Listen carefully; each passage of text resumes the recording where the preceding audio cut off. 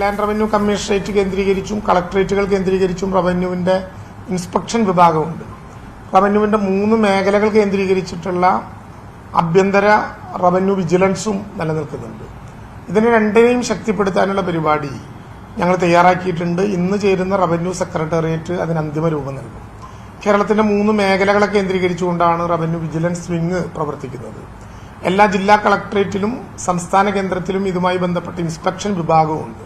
ഈ 2 വിഭാഗങ്ങളെയും ശാക്തീകരിച്ച് കൂടുതൽ കേന്ദ്രങ്ങളിലേക്ക് കൂടുതൽ ആളുകളെ പങ്കാളികളാക്കിയിട്ടുള്ള ടീമുകളെ അപ്രഖ്യാപിതമായി അയച്ചും ഏതെങ്കിലും വിധത്തിലുള്ള വിവരങ്ങൾ കിട്ടിയാൽ അതിന് തടയിടാൻ കഴിയുന്ന വിധത്തിലുമുള്ള നടപടികൾക്കായിരിക്കും നേതൃത്വം നൽകുക. HRMS ഇപ്പോൾ റവന്യൂ വകുപ്പിൽ നടപ്പിലാക്കി കഴിഞ്ഞു. ഓൺലൈൻ സ്ഥലം മാറ്റമാണിപ്പോൾ നിലനിൽക്കുന്നത്. ഏതെങ്കിലും വിധത്തിൽ പ്രത്യേകിച്ച സാധ്യതകളില്ലാതെ ഓൺലൈൻ ഓൺലൈൻ സ്ഥലം മാറ്റമാണ് ഇപ്പോൾ നടന്നുകൊണ്ടിരിക്കുന്നത്. അതോടൊപ്പം തന്നെ പ്രത്യേകമായൊരു സാഹചര്യത്തിൽ റവന്യൂ വകുപ്പിന്റെ എല്ലാ ഓഫീസുകളിലും 3 വർഷം കഴിഞ്ഞ എല്ലാ വില്ലേജ് അസിസ്റ്റന്റുമാരെയും വില്ലേജ് ഫീൽഡ് അസിസ്റ്റന്റുമാരെയും മാറ്റി നിയമിക്കാൻ ആവശ്യമായിട്ടുള്ള നിർദ്ദേശം ലാൻഡ് റവന്യൂ കമ്മീഷണർക്ക് ഇതിനകം നൽകി കഴിഞ്ഞിട്ടുണ്ട്. അപ്പം അതുകൊണ്ട് വളരെ ശക്തമായ വിധത്തിൽ ഒരു കാരണവശാലും ഇത്തരം നടപടിക്രമങ്ങൾ ഇല്ലാതിരിക്കാനുള്ള ജാഗ്രതയോടുകൂടിയുള്ള പ്രവർത്തനങ്ങൾ കൂടുതൽ കടുപ്പിക്കുകയാണ്. വിജിലൻസ് കേസെടുത്ത സാഹചര്യത്തിലാണ് ഈ വിവരം അറിയാൻ വേണ്ടി കഴിഞ്ഞത്. കൂടുതലായ പരാതികൾ രേഖാമൂലം നമുക്ക് ഇങ്ങനെ ഒരു വ്യക്തിയെക്കുറിച്ച് ലഭിച്ചിട്ടില്ല. നേരത്തെ പരാതികൾ ഉണ്ടായി കാണും. ഇനി അന്വേഷിക്കുമ്പോൾ അത് ബോധ്യപ്പെടുകയും ചെയ്യും. എന്തായാലും ഒരു കാരണവശാലും ഇത്തരം സംഭവങ്ങൾ ഉണ്ടായിക്കൂടാ. വളരെ വിസ്തൃതമായിട്ടുള്ള വിശാലമായിട്ടുള്ള ഒരു വകുപ്പാണ്.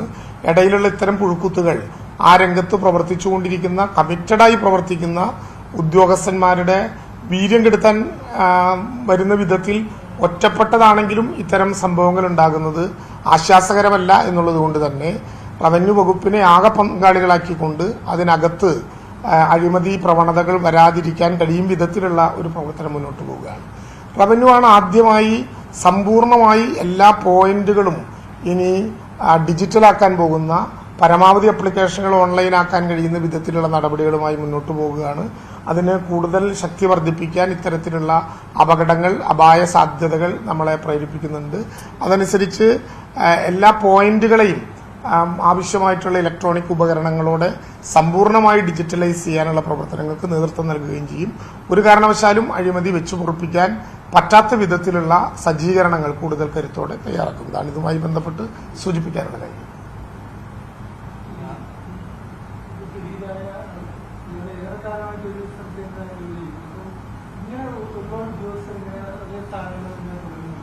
അല്ല, സ്ഥലം മാറ്റവുമായി ബന്ധപ്പെട്ട് വില്ലേജ് ഓഫീസർ വരെയുള്ളവർക്ക് ഓൺലൈൻ സ്ഥലം മാറ്റത്തിന്റെ HRMS ഇവിടെ നിലവിൽ വരുന്നുണ്ട്.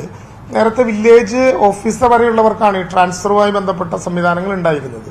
അതുകൊണ്ടാണ് ഞാൻ പറഞ്ഞത്, village assistant, village field assistant ഉൾപ്പെടെയുള്ള ഉദ്യോഗസ്ഥന്മാർ ഒരേ കേന്ദ്രങ്ങളിൽ 3 വർഷത്തിലേറെ ജോലി ചെയ്യുന്നുണ്ടോ എന്ന് പരിശോധിച്ച് ആ കാര്യത്തിലുള്ള നടപടി കൂടി ഇത്തരമൊരു അപായ സാധ്യത കണക്കിലെടുത്തുകൊണ്ട് നടപ്പിലാക്കണമെന്ന് തന്നെയാണ് ഇപ്പോൾ റവന്യൂ വകുപ്പ് ആലോചിക്കുന്നത്.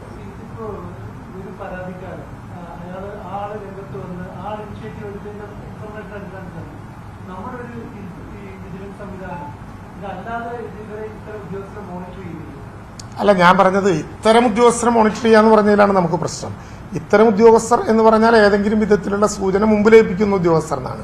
പൊതുവെ ഉദ്യോഗസ്ഥന്മാരെ 20,000-ഓളം വരുന്ന ഉദ്യോഗസ്ഥന്മാരെ ആകെ മോണിറ്റർ ചെയ്യുന്ന വിധത്തിൽ അപ്രഖ്യാപിതമായിട്ടുള്ള ഇൻസ്പെക്ഷന് വേണ്ടി നമ്മുടെ ലാൻഡ് റവന്യൂ കമ്മീഷണറേറ്റിലെയും കളക്ടറേറ്റിലെയും ടീമിനെ സജ്ജമാക്കി അതിനുവേണ്ടി ഒരു പ്രത്യേക പരിപാടി തയ്യാറാക്കുകയാണ്. ലാൻഡ് റവന്യൂ കമ്മീഷണറേറ്റിൽ ഒരു AC പൂർണ്ണമായും ഈ വിജിലൻസ് ഇൻസ്പെക്ഷൻ സംവിധാനങ്ങളുടെ ചുമതല. വില്ലേജ് ഫീൽഡ് അസിസ്റ്റന്റ് കൈക്കൂലി വാങ്ങിയതുമായി ബന്ധപ്പെട്ടുള്ള വിഷയത്തിലാണ് ഇപ്പോൾ മന്ത്രിയുടെ പ്രതികരണം വരുന്നത്. ഈ സാഹചര്യത്തെ ഒരു ഉദ്യോഗസ്ഥനെതിരെ ഇത്രയും ഗുരുതരമായ ആരോപണം ഉണ്ടാകുന്നത് ഗൗരവത്തോടെ കാണുന്നു. ഒരു അഴിമതിക്കും കൂട്ടുനിൽക്കില്ല.